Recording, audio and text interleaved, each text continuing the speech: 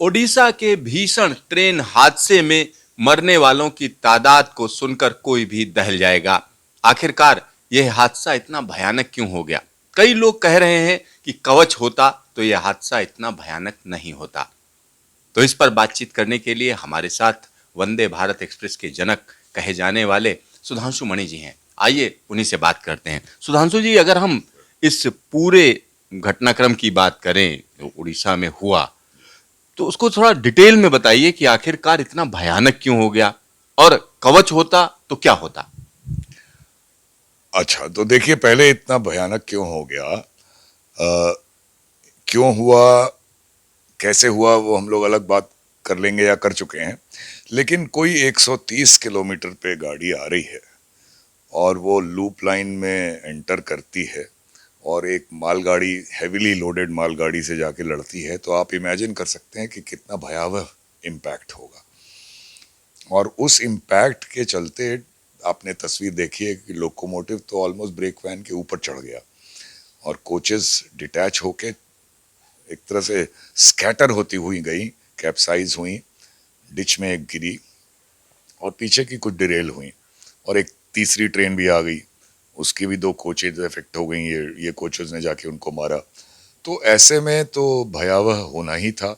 Specially general डिब्बों में आप जानते हैं बहुत ज़्यादा भरे होते हैं, वो कैपेसिटी से ज़्यादा, तो कैजुअलिटी ऐसा होना मतलब लाजमी हो गया एक तरह से। ये पहले आपके सवाल का जवाब। दूसरा, कवच होता तो क्या होता। कवच का कोई एक्सपर्ट मैं नहीं हूं, लेकिन इतना ज़रूर जानता हूं कवच के बारे में कि तरह तरह की अटकलें जो कवच पे लगाई जा रही हैं वो गलत हैं। अगर कवच इसमें प्रोवाइडेड होता भी तो भी एक्सीडेंट की सीवियरिटी में कोई ख़ास कमी नहीं आती। और ऐसा क्यों? देखिए, कवच होता अगर लोकोमोटिव में, उसमें ग्राउंड में भी होता लगा हुआ, जो उसका RFID होता है। तो चूंकि सिग्नल मेन लाइन के लिए थ्रू था, तो कवच की इंफॉर्मेशन भी यही रहती कि ट्रेन को मेन लाइन पे जाना है।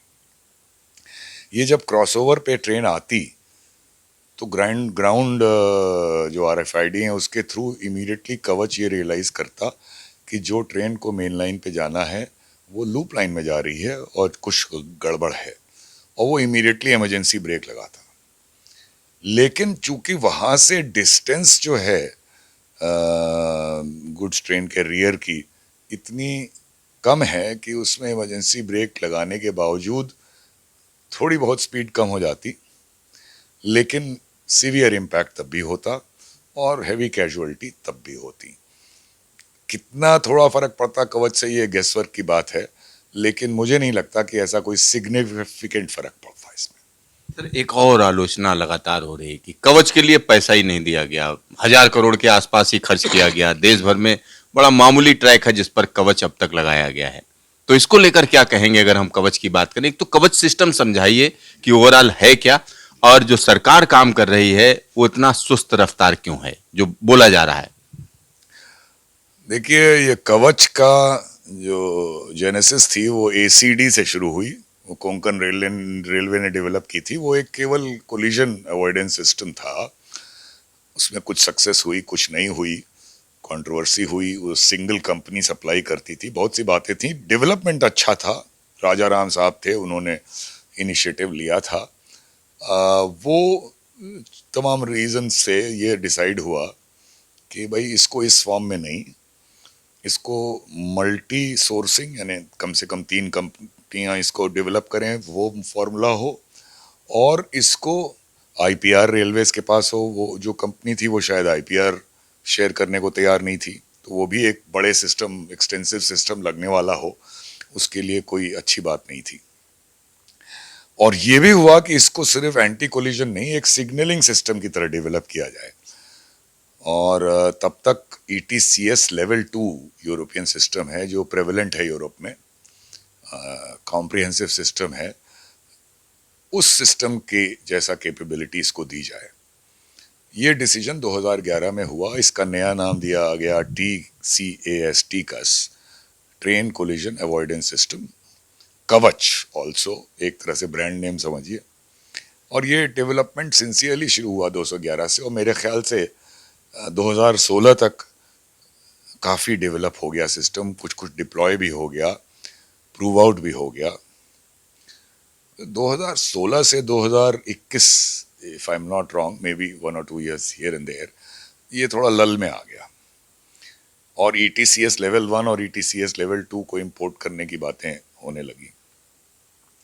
लेकिन जब ये मंत्री आए तो इन्होंने इसको फिर से स्ट्रांगली रिवाइव किया। आपने देखा भी होगा फुटेज, उन्होंने ट्रायल किया और बहुत सी ऐसी चीज़ें, और ETCS लेवल 2 खरीदने का दरवाज़ा बंद हो गया। तब से ये डेवलपमेंट मैं समझता हूँ काफ़ी तेज़ी से चल रहा है।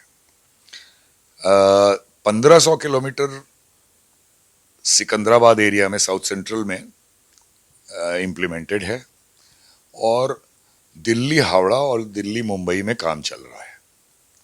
अब ये कहा जा सकता है कि ये काम और तेजी से किया जाए, और मैं भी मानता हूं कि और तेजी से किया जाए।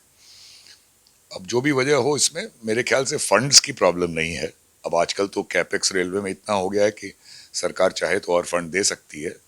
तो कोई मीन में निकालने के बजाय मैं ये कहूँगा कि इस काम को 2 रीजन से, एक तो ये कैपेसिटी भी बढ़ाएगा, 160 किलोमीटर पे ट्रेन चलने के लिए भी ज़रूरी हो गया है और सेफ्टी के लिए भी ज़रूरी हो गया है। तो इसको और स्पीड से ये काम किया जाए, क्वाड्रिलेटरल में, डायगोनल में, सब में, और तेज़ी से ये काम और किया जाए तो बड़ा अच्छा रहेगा। अब ये जो सवाल उठा रहे हैं कुछ लोग कि साउथ ईस्टर्न रेलवे को कवच डेवलपमेंट के लिए फंड्स नहीं दिए गए, ये तो मतलब की बात नहीं है। दिल्ली से हावड़ा इस रूट पे साउथ ईस्टर्न नहीं आती, दिल्ली से मुंबई में नहीं आती, तो जो जोन्स आते हैं उनको पैसा दिया गया है। जब ये आप क्वाड्रिलेटरल की तरफ जाएंगे या डायगोनल की तरह, तो साउथ ईस्टर्न रेलवे उसमें आएगी, तब उसमें पैसा दिया जाएगा। इस स्टेज पे जब 2 बड़े सेक्टर्स में कवच सैंक्शनड है और काम चल रहा है, तो ये कहना कि पर्टिकुलर रेलवे को पैसा नहीं दिया गया, ये तो कोई मतलब की बात नहीं है। मैं फिर भी ये कह रहा हूँ कि और वाइडर एप्लीकेशन इसका कवच का जल्दी से जल्दी होना चाहिए, क्योंकि ये बड़ा बढ़िया वर्सेटाइल इंडिजिनस सिस्टम है और यूरोपियन सिस्टम की बराबरी करता है एट 1/3 1/4 द प्राइस। तो एक बड़ा काम है ये कहा जा सकता है। सर, इसी से जुड़ा हुआ सवाल है, वंदे भारत की अगर हम बात करें तो वंदे भारत में कवच का प्रोविजन किया गया है, तो धीरे धीरे वंदे भारत पूरे देश भर में चलनी है और तमाम ट्रेनें चल चुकी हैं, तो वंदे भारत की सेफ्टी को लेकर क्या कहेंगे? देखिए, वो हाँ, ठीक आपने कहा, इससे जुड़ा हुआ सवाल तो ठीक नहीं है, लेकिन वंदे भारत बाकी जो ट्रेनें चल रही हैं उनसे ज़्यादा सेफ है। आप भी वंदे भारत के बारे में अच्छी तरह जानते हैं। देखिए, एक इसका ब्रेक सिस्टम बहुत मॉडर्न है, तो ब्रेकिंग डिस्टेंसेस कम है। इसमें दरवाजे अगर ट्रेन चल रही है तो खुल नहीं सकते, और जब तक बंद नहीं होते तो ट्रेन चल नहीं सकती। ये और ट्रेनों में नहीं है, तो ये भी एक सेफ्टी फीचर है। लोग अक्सर खुले दरवाजे से गिर जाते हैं। इसमें टॉक बैक फैसिलिटी है विद द ड्राइवर, और इसकी कपलिंग ऐसी है, अगेन इसमें जो ये एंटी टेलीस्कोपिक फीचर है कि ये कैप्साइज ना हो, ये LHB से भी ज़्यादा मजबूत है। तो ये खुदा न खास्ता कभी वंदे भारत किसी एक्सीडेंट में इन्वॉल्व हो, हम और आप तो यही चाहेंगे कभी ना हो, तो उस समय आप पाएंगे कि ये एक दूसरे पे क्लाइंब करने की टेंडेंसी इन कोचेस में एकदम नहीं होगी।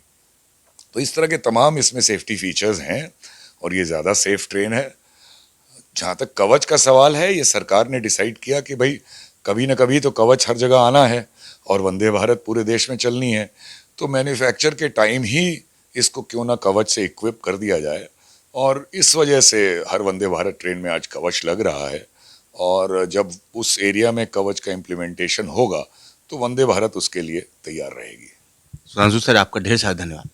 नमस्कार, शुक्रिया। यहाँ पर आप समझिए कि आखिरकार क्या हुआ, किस वजह से इतनी ज़्यादा कैजुअल्टी हुई, उसमें कई हम कह सकते हैं कि दुर्भाग्यपूर्ण चीज़ें भी रहीं। कुछ ऐसी स्थितियां बन गई जिसकी वजह से इस तरीके का हादसा काफ़ी भयानक हो गया। कैमरामैन हीरा मंडल के साथ सिद्धार्थ, न्यूज स्टेशन, दिल्ली।